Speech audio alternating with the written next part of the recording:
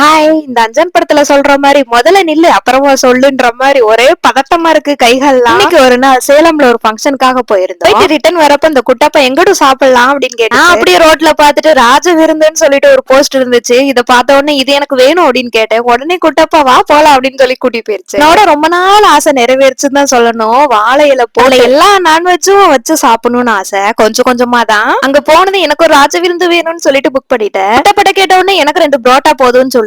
என் சாப்பாடுலாம் உனக்கு ஷேர் பண்ண மாட்டேன், என்கிட்ட கேட்க கூடாது, சாப்பாட்டுல கை வச்ச கையை வெட்டிடுவேன் அப்படின்னு சொன்னேன். உனக்கு வேணும்னா தனியா புக் பண்ணிக்கோ, என்னோட தொடக்கூடாதுன்னு சொல்ல. எல்லாரும் போல நானும் அப்படித்தான் நிறைய ஆர்டர் பண்ணுவேன், ஆனா சாப்பிட மாட்டேன், கொஞ்சமா தான் சாப்பிடுவேன். அதை பத்தி தெரிஞ்சுக்கிட்டே இந்த குட்டப்பா உஷாரா 2 புரோட்டா மட்டும் சொல்லிடுச்சு. அதுல என்னென்ன இருந்துச்சுன்னா பிரியாணி, சிந்தாமணி சிக்கன், அப்புறம் சிக்கன் கிரேவி, நாட்டுக்கோழி கிரேவி, பிரான் வறுவல், மட்டன் கிரேவி, எக், மீன் குழம்பு, மட்டன் குழம்பு, சிக்கன் குழம்பு, ரசம், மோர், கேசரி. எப்பயும் போல என்னால எல்லாமே சாப்பிட முடியல. குட்டப்பாட்ட கொடுத்து ₹500 கொத்துதான்.